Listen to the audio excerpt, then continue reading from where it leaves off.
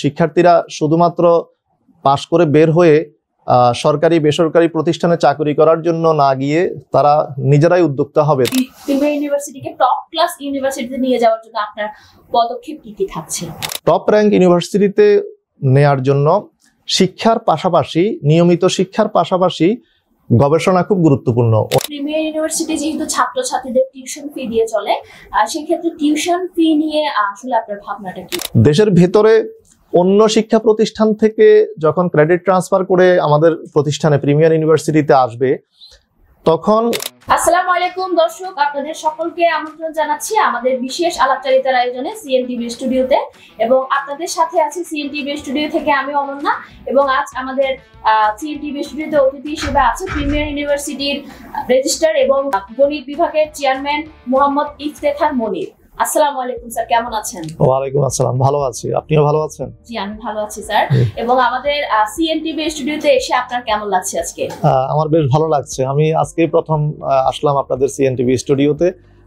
আশা করি আজকের অভিজ্ঞতার আলোকে ভবিষ্যতেও আসার সুযোগ হবে। ধন্যবাদ। ধন্যবাদ স্যার। আমি প্রথমে আমাদের একদম মূল আয়োজনে চলে যাচ্ছি। আমার প্রথম যেটা প্রশ্ন সেটি হচ্ছে, প্রিমিয়ার ইউনিভার্সিটি একটি জনপ্রিয়তা লাভ করেছে এবং এই জনপ্রিয়তাটা আসলে তো একদিনে তো আসলে সম্ভব না। তো আমার যেটা প্রথম প্রশ্ন, প্রিমিয়ার ইউনিভার্সিটি আসলে কখন এস্টাবলিশড হয়েছে বা মানুষ কখন থেকে চেনা শুরু করেছে বা জনপ্রিয়তাটা কিভাবে পেল? প্রিমিয়ার ইউনিভার্সিটি 2001 সালের শেষ দিকে এসে অনুমোদন পায় এবং 2002 সালের শুরুতে একাডেমিক কার্যক্রম শুরু করে দুটো বিভাগের মাধ্যমে। যেহেতু শহরের মূল জায়গায় ইউনিভার্সিটিটির অবস্থান, এই কারণে দ্রুতই ইউনিভার্সিটিটি বেশ ভালো পরিচিতি অর্জন করে। ইতিমধ্যে ইউনিভার্সিটিতে 11টি বিভাগের অধীনে 10টি আন্ডার গ্রাজুয়েট প্রোগ্রাম এবং 8টি মাস্টার্স প্রোগ্রাম পরিচালিত হচ্ছে। আরও অন্যান্য সার্টিফিকেট কোর্স, শর্ট কোর্স আছে। তো এটি হচ্ছে ইউনিভার্সিটির খুব সংক্ষিপ্ত একটা পরিচিতি আর কি। জি, অসংখ্য ধন্যবাদ স্যার। আমার পরের যেটি প্রশ্ন সেটি হচ্ছে, প্রিমিয়ার ইউনিভার্সিটিতে আপনি কখন থেকে যাত্রা শুরু করেছেন, মানে আপনি কখন থেকে কাজ করেছেন? জি, আমি 2005 সালের মার্চ মাসে মূলত প্রিমিয়ার ইউনিভার্সিটিতে যোগদান করি। তখন কম্পিউটার সায়েন্স ডিপার্টমেন্টে আমি কাজ শুরু করি শিক্ষক হিসাবে। যেহেতু আমি গণিতের শিক্ষক, কিন্তু তখন গণিত বিভাগ ছিল না। কম্পিউটার সায়েন্স ডিপার্টমেন্টে আমি লেকচারার হিসেবে জয়েন করি। তার আগে আমি আরেকটা শিক্ষা প্রতিষ্ঠানে শিক্ষকতা করেছি। কম্পিউটার সায়েন্স ডিপার্টমেন্ট, পরবর্তীতে ট্রিপলি ডিপার্টমেন্ট, সেই ডিপার্টমেন্টেও আমি কাজ করেছি এবং সেই বিভাগগুলোতে আমি চেয়ারম্যান হিসেবে দায়িত্ব পালন করেছি। কম্পিউটার সায়েন্স ডিপার্টমেন্টে 3 বছর এবং ট্রিপলি ডিপার্টমেন্টে 6 বছর আমি বিভাগীয় প্রধান বা চেয়ারম্যান হিসেবে কাজ করেছি। 2015 সালে গণিত বিভাগ শুরু হয়, সেটি আমার হাত ধরেই গণিত বিভাগটার শুরু। তো এখন আমি গণিত বিভাগের শিক্ষক এবং বিভাগের চেয়ারম্যান হিসেবে কাজ করছি। পাশাপাশি অগাস্ট 2024-এর 18 তারিখ থেকে রেজিস্ট্রারের অতিরিক্ত দায়িত্ব পালন করছি। অসংখ্য ধন্যবাদ স্যার। পরবর্তীতে যেটি প্রশ্ন সেটি হলো, যেহেতু প্রিমিয়ার ইউনিভার্সিটি আপনার একটা ভালো র্যাঙ্কে আছে, সেহেতু প্রিমিয়ার ইউনিভার্সিটি নিয়ে আপনি এত বছর ধরে প্রিমিয়ার ইউনিভার্সিটিতে আছেন, এবং সেই ক্ষেত্রে আপনার প্রিমিয়ার ইউনিভার্সিটি নিয়ে আপনার স্বপ্নটা আমি জানতে চাইছি। প্রিমিয়ার ইউনিভার্সিটি নিয়ে আমার ব্যক্তিগত যে স্বপ্ন সেটি হলো, বাংলাদেশে পড়ালেখার দুটো ধারা আছে। একটি ধারা হচ্ছে ডিগ্রি অর্জন করার ধারা, আরেকটি হচ্ছে সত্যিকার অর্থে যে পড়ালেখা করা, জ্ঞান অর্জন করা, সেটি। তো আমার যে স্বপ্ন, ব্যক্তিগত স্বপ্ন, সেটি হচ্ছে আমার প্রিমিয়ার বিশ্ববিদ্যালয়ে ছেলে মেয়ে যারা পড়বে তারা সত্যিকার অর্থে যেন আলোকিত মানুষ হয়। তাদের যে ডিগ্রিটা, সেই ডিগ্রিটা দিয়ে তারা যেন প্রতিষ্ঠিত হতে পারে, শুধুমাত্র অন্যের প্রতিষ্ঠানে কাজ করবে সেই দক্ষতাটা অর্জন না করে, শুধুমাত্র সেটি অর্জন করুক, অসুবিধা নেই, শুধুমাত্র সেই দক্ষতাটা তার মধ্যে তৈরি করব আমরা, সেটি না, যেন সে নিজে উদ্যোক্তা হিসেবে কিছু করতে পারে। অর্থাৎ আমরা যে প্রোগ্রামগুলো পরিচালনা করছি এবং ভবিষ্যতে আমরা যে প্রোগ্রামগুলো নতুন করে অন্তর্ভুক্ত করতে চাইব, এমনভাবে আমরা আমাদের কারিকুলামগুলোকে সাজাতে চাই যেন সেই কারিকুলামগুলোর মাধ্যমে শিক্ষার্থীদের অর্জিত ডিগ্রি এমন ডিগ্রি হয় যে ডিগ্রির মাধ্যমে তারা অন্যের প্রতিষ্ঠানে যেমন কর্মী হিসাবে, একজন চাকরিজীবী হিসাবে চাকরি করতে পারবে, তেমনিভাবে উদ্যোক্তা হিসাবেও সে নিজেকে প্রতিষ্ঠিত করতে পারবে। আমাদের যে বেকার সমস্যা, এই বেকার সমস্যাটার মূলে আসলে আমাদের যে শিক্ষা ব্যবস্থা, সেই শিক্ষা ব্যবস্থাতে বৃত্তিমূলক যে শিক্ষা আমরা বলি, অর্থাৎ নিজের শিক্ষা দিয়ে নিজেই কিছু করার যে দক্ষতা, যেন এই দক্ষতাটাও তৈরি হয় অন্যান্য দক্ষতার পাশাপাশি। এছাড়া বিশ্ববিদ্যালয়কে একটা সামগ্রিক জায়গায় নিয়ে যাওয়া, চট্টগ্রামকে বাংলাদেশের দ্বিতীয় রাজধানী বলা হয় বা অর্থনৈতিক দিক থেকে রাজধানী বলা হয়, অর্থনীতির যে মূল রাজধানী সেটি। তো সেটা বিবেচনায় চট্টগ্রাম শহরের বা চট্টগ্রাম অঞ্চলে এই প্রিমিয়ার বিশ্ববিদ্যালয় একটা লিডিং ইউনিভার্সিটি হিসাবে সবসময় বিরাজমান থাকবে। সেটার জন্য আমরা শিক্ষা, সংস্কৃতি, আমাদের রাষ্ট্রের অন্যান্য যে বিষয়গুলো আছে সেগুলোকে সামগ্রিকভাবে নিয়ে আমরা এমন একটি পরিবেশ তৈরি করতে চাই যেই পরিবেশটা সবার জন্য সাবলীল হবে। শিক্ষার্থী, অভিভাবক, শিক্ষক, কর্মকর্তা, কর্মচারী, সামগ্রিকভাবে সমাজের সবার জন্য একটা আস্থার জায়গা তৈরি হবে প্রিমিয়ার ইউনিভার্সিটিতে। আমার সেই স্বপ্নটাই আছে আর কি, ব্যক্তিগত পর্যায়ে। ধন্যবাদ। আমরা আশা করব আপনার স্বপ্ন খুব শীঘ্রই বাস্তবায়ন হবে। এবং পরবর্তীতে আমার যেটি প্রশ্ন সেটি হচ্ছে প্রিমিয়ার ইউনিভার্সিটিকে টপ ক্লাস ইউনিভার্সিটিতে নিয়ে যাওয়ার জন্য আপনার পদক্ষেপ কি কি থাকছে? প্রিমিয়ার ইউনিভার্সিটিকে টপ ক্লাস ইউনিভার্সিটিতে নেয়ার জন্য সেটার কিছু সুনির্দিষ্ট পদক্ষেপ থাকে, সেটি হলো, এবং ভবিষ্যতে আমাদের এই পদক্ষেপগুলো আরো জোরালোভাবে থাকবে, সেটি হলো ন্যাশনাল এবং ইন্টারন্যাশনাল পর্যায়ে বিভিন্ন রকমের অ্যাক্রিডিটেশন। সেটি খুব জরুরি। যেমন বাংলাদেশ অ্যাক্রিডিটেশন কাউন্সিলের মাধ্যমে আমাদের যে প্রোগ্রামগুলো আছে সেই প্রোগ্রামগুলোর অ্যাক্রিডিটেশন অর্জন করা, বায়েট এর মাধ্যমে আমাদের যে প্রকৌশল অনুষদের অধীনে প্রোগ্রামগুলো আছে সেগুলোর অ্যাক্রিডিটেশন অর্জন করা, তেমনিভাবে আর্কিটেকচারের জন্য আবার অ্যাক্রিডিটেশন অর্জন, সেটা এভাবে করে বিভিন্ন অ্যাক্রিডিটেশন প্রদানকারী সংস্থার মাধ্যমে প্রোগ্রামগুলোর অ্যাক্রিডিটেশন অর্জন করা। আবার ইন্টারন্যাশনাল কিছু অ্যাক্রিডিটেশন আছে, আমরা সেগুলোর জন্য জোরালোভাবে চেষ্টা করার আমাদের অভিপ্রায় আছে। পাশাপাশি আমি যেটি বললাম সেটি হলো যুগোপযোগী প্রোগ্রাম ইউনিভার্সিটিতে চালু করা। তার পাশাপাশি একটা বিশ্ববিদ্যালয়ের যে আমি কিছুক্ষণ আগে বলেছি একটা সামগ্রিক পরিবেশ তৈরি করা, শিক্ষার সামগ্রিকতা, সেখানে শুধুমাত্র বাজারমুখী বিষয়গুলোকে না রেখে বাজারমুখী বিষয়গুলোর পাশাপাশি বেসিক যে পড়ালেখা সেই পড়ালেখাটাও যেন আমরা চালু রাখতে পারি, চালু করতে পারি বিস্তৃত পরিসরে, সেই চেষ্টাটাও আমাদের থাকবে। টপ র্যাঙ্ক ইউনিভার্সিটিতে নেয়ার জন্য শিক্ষার পাশাপাশি, নিয়মিত শিক্ষার পাশাপাশি গবেষণা খুব গুরুত্বপূর্ণ অনুষঙ্গ। তো আমাদেরকে সেই গবেষণার দিকে আরো জোরালোভাবে অগ্রসর হতে হবে যদি আমরা ইউনিভার্সিটিকে টপ ক্লাস ইউনিভার্সিটিতে নিয়ে যেতে চাই, সেটা ন্যাশনাল পর্যায়ে হোক, ইন্টারন্যাশনাল পর্যায়ে হোক। তার মানে শিক্ষা এবং গবেষণা এই দুটোকে যখন আমরা খুব ভালোভাবে প্রতিষ্ঠিত করতে পারবো এবং শুধুমাত্র তাদের শিক্ষা এবং গবেষণাকে আমরা ভালোভাবে প্রতিষ্ঠিত করলাম কিন্তু সেটাকে ডিজিমিনেট করলাম না, অর্থাৎ সেটাকে আমরা বিশ্বের নজরে আনতে পারলাম না, তাহলেও কিন্তু টপ ক্লাস ইউনিভার্সিটিতে রূপান্তর হওয়া, আমার কাছে সবকিছু আছে কিন্তু মানুষ জানলো না, যথাযথ অডিয়েন্সকে আমি জানালাম না, সেই ক্ষেত্রেও কিন্তু একটা ঘাটতি থেকে যায়। তো আমাদের নিজেদের যে প্রয়াস সেটি যেমন থাকবে, অন্যদেরকে আমাদের নিজেদের দক্ষতা অর্জন, নিজেদের শিক্ষার উন্নতি, গবেষণার উন্নতি, এইসব প্রচেষ্টা যেমন জোরালোভাবে থাকবে, তেমনিভাবে সেটাকে বিশ্ব মঞ্চে উপস্থাপন করার প্রয়াসটাও জোরালোভাবে আমাদের থাকবে। আশা করি এর মাধ্যমেই টপ ক্লাস ইউনিভার্সিটিতে রূপান্তরের যে অভিপ্রায়টা সেটা অর্জন করা সম্ভব হবে। অসংখ্য ধন্যবাদ স্যার। এরপরে আপনার কাছে জানতে চাইবো, প্রিমিয়ার ইউনিভার্সিটি যেহেতু ছাত্রছাত্রীদের টিউশন ফি দিয়ে চলে, সেই ক্ষেত্রে টিউশন ফি নিয়ে আসলে আপনার ভাবনাটা কি বা এটা কি থাকবে? ধন্যবাদ। প্রাইভেট বেসরকারি বিশ্ববিদ্যালয়গুলোতে টিউশন ফি আসলে একটি খুব বেশি আলোচিত একটা বিষয়।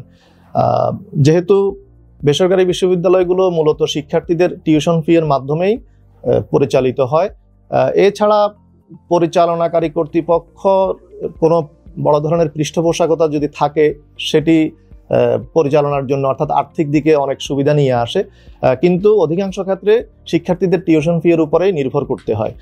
তো আমি ব্যক্তিগতভাবে যেটা মনে করি, যদি প্রপার ম্যানেজমেন্ট থাকে, আমরা যদি খুব সূক্ষ্মভাবে আমাদের আয় এবং ব্যয়গুলোকে বিবেচনায় নিই, যে খাতে খরচ কমানো যায় সেই খাতে আমরা খরচ কমিয়ে ফেললাম, যে খাতে খরচ বাড়ালে পরে একটু আগে যে আলোচনাটা করেছি যে টপ ক্লাস ইউনিভার্সিটিতে রূপান্তর করার জন্য আমাদেরকে কিছু পদক্ষেপ নিতে হবে।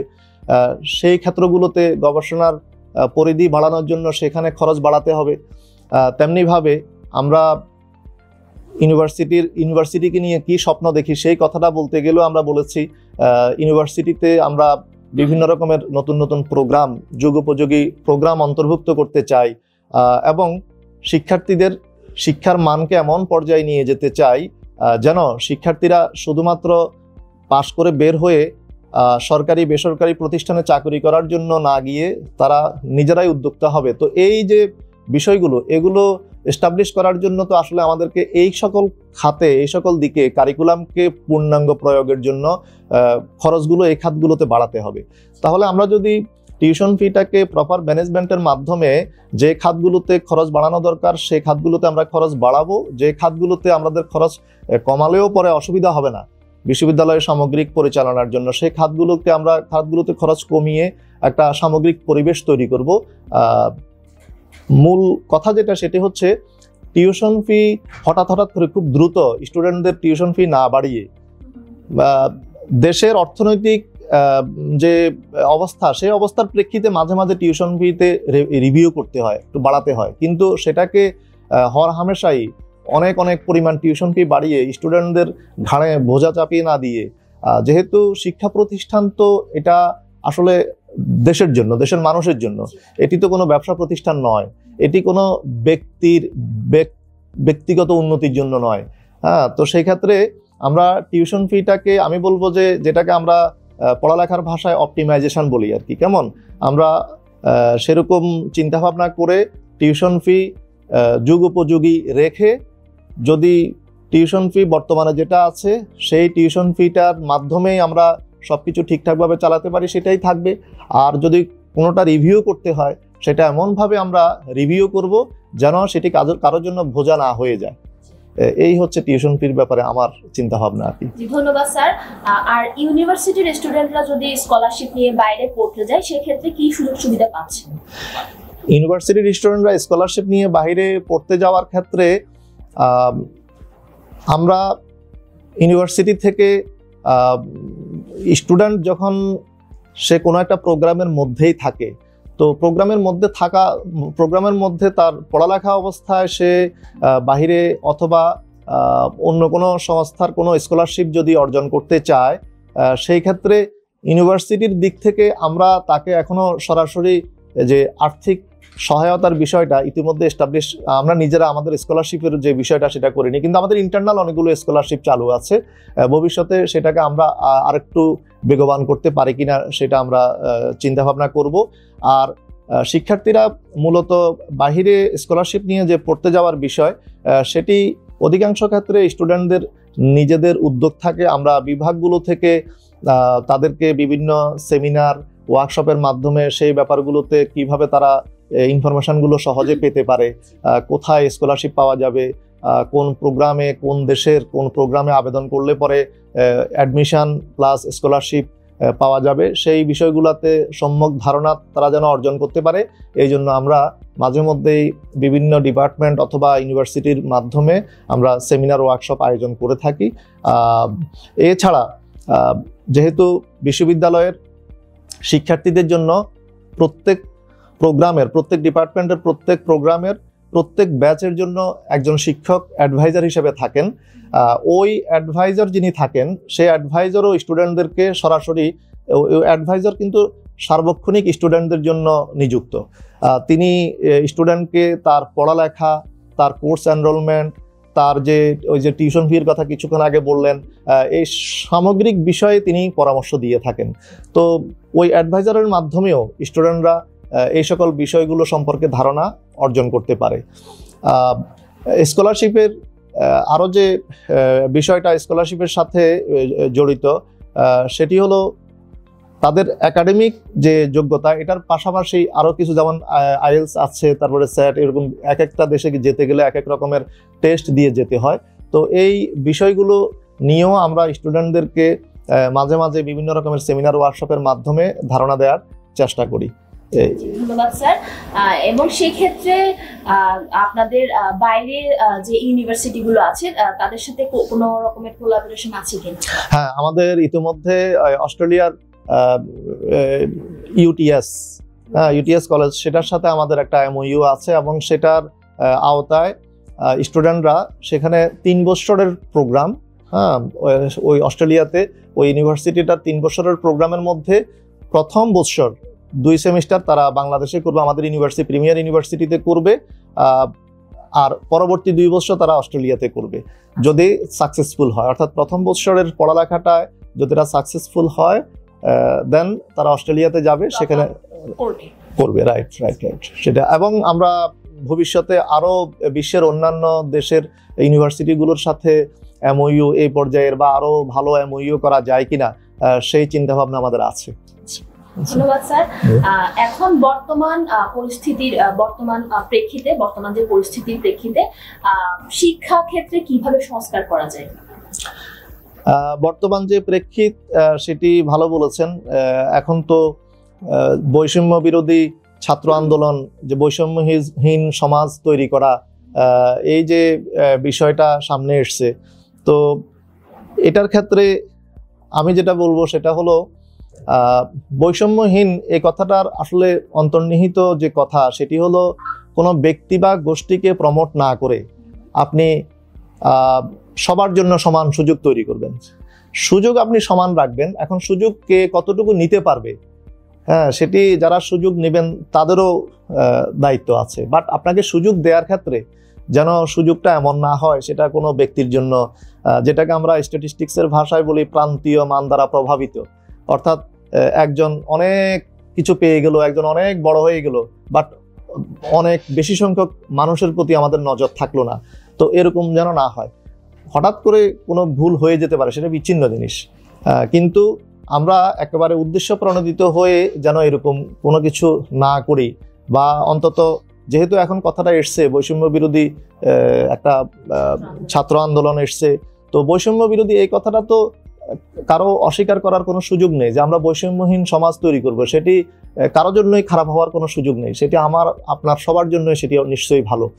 তো আমরা শিক্ষাক্ষেত্রে সংস্কারের যে কথাটা বললেন সেই কথার প্রেক্ষিতে আমি বলবো যে যথাযথ শিক্ষক নিয়োগ, অর্থাৎ যিনি শিক্ষক হওয়ার যোগ্যতা রাখেন তিনি শিক্ষক হবেন। হ্যাঁ, তারপর যে শিক্ষার্থী যেই সুযোগটা সত্যিকার অর্থে পাওয়া দরকার, যার স্কলারশিপ পাওয়ার কথা সে স্কলারশিপ পাবে, যার টিউশন ফি ওয়েভার কোনো একটা ক্রাইটেরিয়ার ভিত্তিতে পাওয়ার কথা সে ওয়েভারটা সে যথাযথভাবে পাবে। হ্যাঁ, সেটি যেন ব্যত্যয় না হয়। শিক্ষার্থীরা শিক্ষা অর্জনের ক্ষেত্রে, ফলাফল অর্জনের ক্ষেত্রে যেন কোনো বৈষম্যের শিকার না হয়। সবাই যেন ক্লাসে শিক্ষার্থী হিসাবে একই পরিচয়ে পরিচিত হয়। শিক্ষকের কাছে শিক্ষার্থী, বিশ্ববিদ্যালয়ের কাছে শিক্ষার্থী, শিক্ষার্থীদের যে কমন প্যাটার্ন, সেই প্যাটার্নটা যেন আমরা নিজেরা ধারণ করতে পারি, যে তারা সবাই আমাদের সন্তান, তাদের সবাইকে এক চোখে দেখা, এই বিষয়গুলো আমাদেরকে নিশ্চিত করতে হবে। তাদের অর্থনৈতিক অবস্থার কথাটা আমরা বিবেচনায় নিতে হবে। সেই ক্ষেত্রে যেন এরকম না হয় যে একজন ছেলে বা একজন মেয়ের পারিবারিক অসুবিধা আছে, সে টিউশন ফি ওয়েভারের জন্য আবেদন করলো, আমরা সেটা যেন মানে নিজের এমন কোনো বিবেচনায় সেটাকে সিদ্ধান্ত না দিই যে এই বিবেচনাটা অন্য 10 জনকে ক্ষতিগ্রস্ত করতে পারে। ঠিক আছে, এই বিষয়গুলো, এটা তো আমি বললাম টিউশন ফি বা এই জাতীয় যে বিষয়গুলো। আর শিক্ষার গুণগত মান মেনটেন করার জন্য আপনাকে আমি শুরুতেই বলেছি যে শিক্ষক, বিশ্ববিদ্যালয়ে যারা কাজ করবেন, শিক্ষক, কর্মকর্তা, কর্মচারী, তারা একটা বিশ্ববিদ্যালয়ে কাজ করার জন্য উপযুক্ত, সেই উপযুক্ত লোকগুলোকে বিশ্ববিদ্যালয়ে নিয়োগ দেয়া। পাশাপাশি বাকি যে কথাটা বললাম, আমি শিক্ষা কার্যক্রম পরিচালনাকালীন সময়ে আমার শিক্ষকতা করার যোগ্যতা আছে কিন্তু আমার মানসিকতার ঘাটতি আছে। হ্যাঁ, আমি ভালো পড়াতে পারি, সবই ঠিক আছে, কিন্তু আমার মানসিকতার ঘাটতি আছে।